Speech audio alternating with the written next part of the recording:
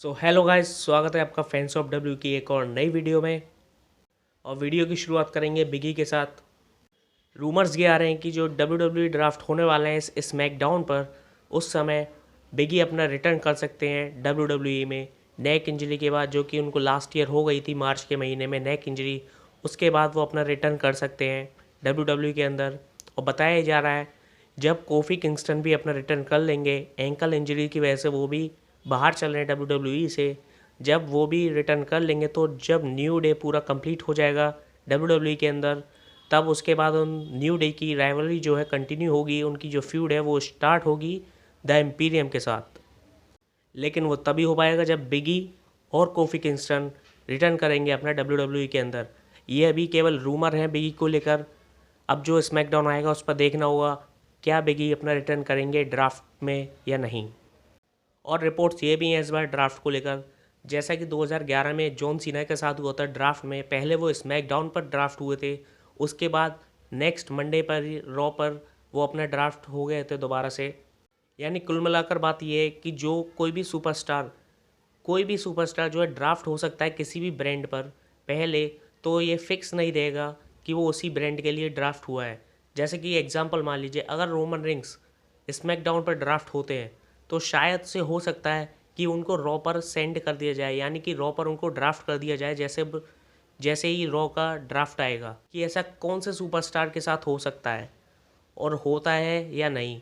लेकिन अगर मान लीजिए, जैसे मैंने रोमन रिंग्स का एग्जांपल लिया, अगर रोमन रिंग्स ही ड्राफ्ट हो जाते हैं स्मैकडाउन पर उसके बाद रॉ पर, तो वो रॉ पर ही सेटल हो जाएंगे, यानी रॉ पर ही वो फिक्स हो जाएंगे, फिर वो चेंज नहीं होंगे।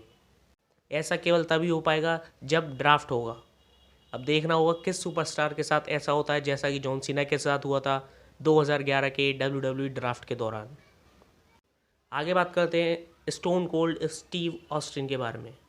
स्टोन कोल्ड स्टीव ऑस्टिन हाल ही में एक इंटरव्यू में उनसे सवाल किया जाता है कि उनके अकॉर्डिंग कौन सा ऐसा डब्ल्यू सुपरस्टार है जो कि उनके फिनिशर को, यानी जो उनका स्टिनर है, उसको ज़्यादा बढ़िया से सेल करता है। सेल का मतलब जब कोई भी सुपरस्टार फिनिशर लगाता है किसी भी सुपरस्टार पर, तो वो सुपरस्टार किस तरीके से उससे फिनिशर को रिएक्ट करता है। तो स्टोन कोल्ड स्टीव ऑस्टिन इसका जवाब देते हैं और वो कहते हैं कि जो द रॉक हैं, यानी कि हमारे the people's champ the Rock, उनको वो अप्रिशिएट करते हैं उसके लिए। और वो कहते हैं जो द रॉक हैं वो सबसे बेहतरीन तरीके से उनका जो स्टनर है उसको सेल किया करते थे जब उनकी फ्यूड चलती थी द रॉक के साथ। और ऐसा 3 रेसलमेनिया उनकी फ्यूड चली थी स्टार्टिंग में, जब वो द रॉक जो है लड़ा करते थे, कंटिन्यूटी रखते थे डब्ल्यू में, तब उनकी जो राइवलरी है स्टोन कोल्ड के साथ चलती थी। और वो बताते हैं उनका जो स्टनर है उनसे बेहतर कोई और सेल नहीं करता है। द रॉक जो कई बार रोप्स के ऊपर से फ्लाई कर जाया करते थे, रिंग के बाहर चले जाते थे और फ्लिप मार दिया करते थे कभी कभी, यानी कई तरीक़ों से वो जो है सेल किया करते थे स्टनर को स्टीव ऑस्टिन के। और आगे उसी इंटरव्यू में वो बताते हैं एले नाइट हैं वो आने वाले बड़े सुपरस्टार हो सकते हैं डब्ल्यू के अंदर, क्योंकि जिस तरीके से उनको क्राउड का रिएक्शन मिलता है, जिस तरीके से जो क्राउड है उनको चीयर करता है, उनको लव करता है क्राउड एले नाइट को, उसके चलते जो एले नाइट है वो एक बड़े सुपरस्टार बन सकते हैं फ्यूचर में डब्ल्यू के अंदर। क्योंकि जो उनके माइक स्किल्स हैं, माइक प्रोमो जो वो कट करते हैं वो टॉप नॉच करते हैं, ऐसा स्टीव ऑस्टिन का मानना है। और एले नाइट को लेकर ही जो रूमर्स आ रहे हैं अभी कि वो इस साल हो सकते हैं हमारे money in the bank winner. तो देखना होगा किस तरीके से उनको आगे पुश मिलता है डब्ल्यू के अंदर, या कितना उनको क्राउड चीयर करता है और कहाँ तक वो अपना करियर ले जा पाते हैं डब्ल्यू के अंदर। आने वाले दिनों में हमको पता चलेगा। आगे बात करते हैं हमारे फॉर्मर NXT स्टार रेड्रिक स्ट्रॉन्ग के बारे में। जी हाँ, फॉर्मर मैं इसलिए बोल रहा क्योंकि अब ये शिफ्ट हो चुके हैं, इन्होंने कंपनी छोड़ दी है डब्ल्यू को, NXT से जा चुके हैं। अब ये AEW पर अपीयर होना इन्होंने स्टार्ट कर दिया है। हाल ही में ये AEW पर अपीयर हुए हैं और इन्होंने एडम कोल को एक मैच के दौरान एडम कोल को बचाया है, जो कि रिपोर्ट्स बताई जा रही हैं। और इसी के साथ ये उस लिस्ट में शामिल हो चुके हैं जो सुपरस्टार्स डब्ल्यू छोड़कर AEW पर चले गए हैं। अब जब AEW पर सुपरस्टार जा ही रहे हैं WWE के, तो WWE भी कहाँ पीछे रहने वाली है। तो कई सुपरस्टार्स का जो कॉन्ट्रैक्ट है AEW के साथ वो ख़त्म होने वाला है इस साल के एंड में, या फिर अगला जो साल है 2024 उसके स्टार्टिंग में ही। तो जिसको लेकर WWE जो है 2 लोगों पर नज़र बनाए हुए है, यानी 2 मतलब एक तो टैग टीम है और एक है सुपरस्टार AEW के।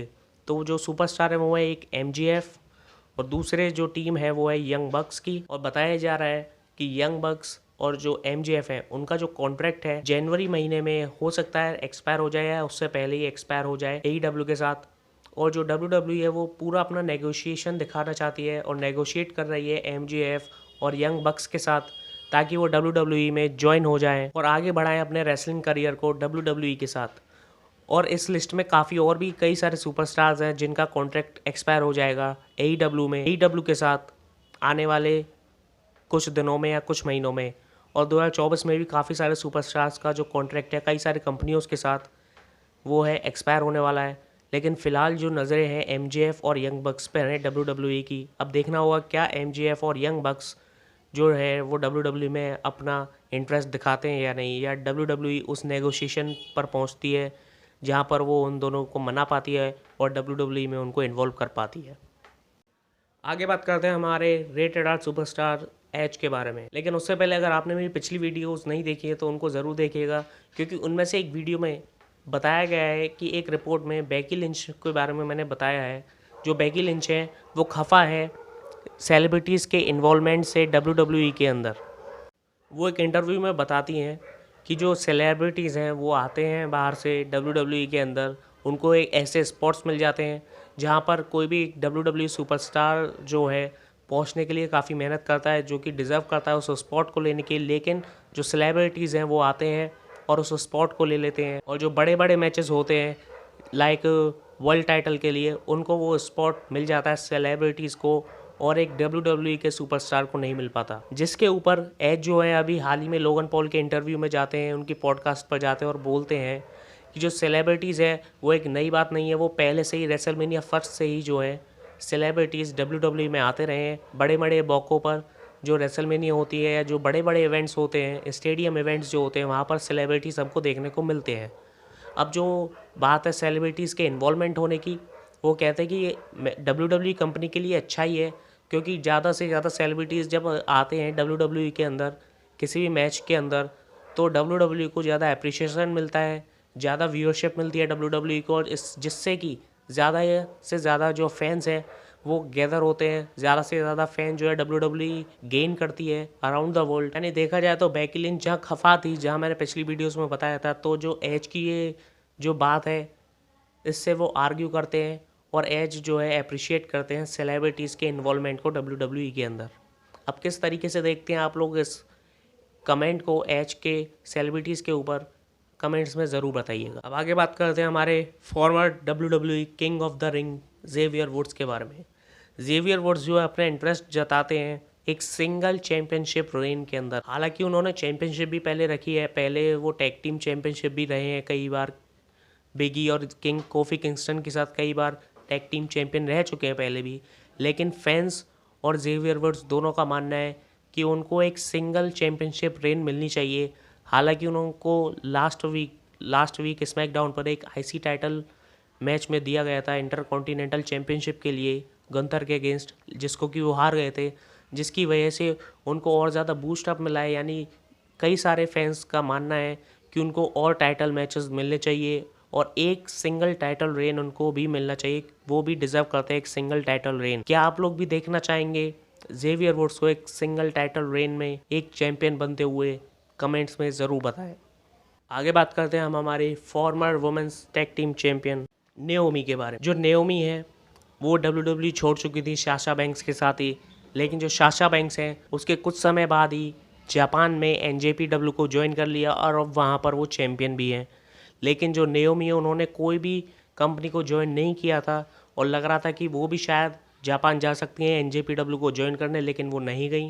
रूमर्स ये भी आ रहे थे कि जो नेओमी है वो अपना रिटर्न कर लेंगी WWE में, लेकिन वो वहाँ भी नहीं गई। उसके बाद रिपोर्ट्स ये भी आई थी कि जो नेओमी है वो शायद से जा सकती हैं AEW में, लेकिन ये बताया जा रहा है वहाँ का जो माहौल है बैक स्टेज का और वुमेंस डिवीज़न का, वहाँ जो ख़राब चल रहा था उसके वजह से जो नेओमी है वहाँ भी नहीं जाती हैं। और रिपोर्ट्स अभी आ रही हैं कि उन्होंने अपना रिटर्न कर लिया है इन रिंग, लेकिन WWE में नहीं, इम्पैक्ट रेसलिंग में, जो कि एक कंपनी है इम्पैक्ट रेसलिंग, वहाँ पर नेओमी जा चुकी हैं। वहाँ पर उन्होंने अपना डेब्यू कर लिया है और वहाँ का जो वुमेंस डिवीज़न है वो भी काफ़ी सपोर्टिव बताया जा रहा है नेओमी को लेकर। और नेओमी को टैलेंट को देखते हुए उनको काफ़ी एप्रिसिएशन भी मिलेगा इम्पैक्ट रेसलिंग में। देखना ही होगा कि जो नेओमी है उन्होंने कोई कॉन्ट्रैक्ट करा है इम्पैक्ट रेसलिंग के साथ लॉन्ग टर्म के लिए या फिर शॉर्ट टर्म के लिए। क्या वो शायद फिर से WWE में वापस आना चाहेंगी या नहीं, देखना होगा।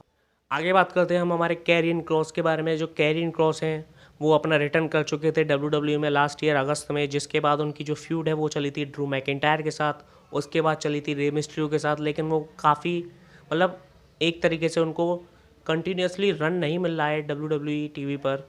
वो कभी ऑन होते हैं कभी ऑफ होते हैं, मतलब परमानेंटली वो अभी फिक्स नहीं है उनकी फ्यूड किस के साथ चलेगी। लेकिन जब से WWE ने वर्ल्ड हेवीवेट चैंपियनशिप को लॉन्च किया है और for the night of champions के लिए, उसके बाद से कई सारे सुपरस्टार्स हैं जिनका इंटरेस्ट आया उसको फर्स्ट चैंपियन बनने के लिए। उसी लिस्ट में है एक कैरियन क्रॉस। कैरियन क्रॉस जो है ट्विटर पे एक फैंस को शायद रिप्लाई देते हुए बताते हैं कि उनका भी इंटरेस्ट है वर्ल्ड हैवीवेट चैंपियन बनने के लिए एट नाइट ऑफ चैंपियंस। अब देखना होगा कि कंपनी उनको वर्ल्ड हैवीवेट चैंपियन बनाती है सऊदी अरेबिया में नाइट ऑफ चैंपियंस पर या नहीं।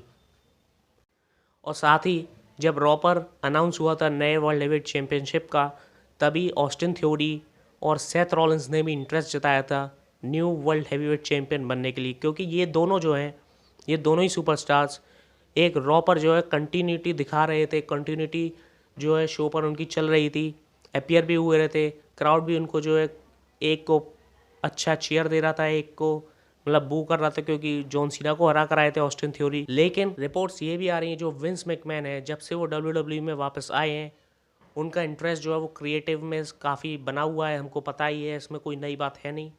लेकिन रूमर्स ये आ रहे हैं कि जो विंस मैकमैन है वो इसमें चेंजेस भी कर सकते हैं, यानी जो वर्ल्ड हेवीवेट चैंपियन बनने वाला है नाइट ऑफ चैंपियंस पर उसमें वो चेंजेस भी कर सकते हैं अपने मन मुताबिक। तो रूमर्स ये हैं, रिपोर्ट्स ये हैं कि जब उनका मूड होता है वो कुछ भी चेंज कर देते हैं लास्ट मोमेंट पर, और ऐसा ही हमको नाइट ऑफ चैंपियंस पर भी देखने को मिल सकता है। जब हमको एक नया चैंपियन देखने को मिलेगा, जब हम सोच रहे होंगे क्या वो सेथ रॉलिंस या ऑस्टिन थ्योरी या कोई और सुपरस्टार जिसको हम सोच रहे होंगे उसके परे भी वो जा सकते हैं और किसी और सुपरस्टार को हम देख सकते हैं as a new world heavyweight champion. इसलिए पहले से ही प्रेडिक्ट कर देना अभी जो, क्योंकि एक महीना करीब है ये नाइट ऑफ चैंपियन में, तो पहले से प्रेडिक्ट कर देना कि कौन हो सकता है नया वर्ल्ड हेवीवेट चैंपियन तो एक गलती होगा। अब देखना यही होगा नाइट ऑफ चैंपियंस में कि कौन बनता है हमारा first new world heavyweight champion. तो यहाँ तक वीडियो देखी हो तो लाइक करें, सब्सक्राइब करें, कमेंट करें, सब्सक्राइब करना ना भूलें, शेयर ज़रूर करें। सब्सक्राइब का बटन बिल्कुल फ्री है, दबाकर ज़रूर जाएं। मिलेंगे अगली वीडियो में, तब तक के लिए धन्यवाद। Thank you. जय हिंद।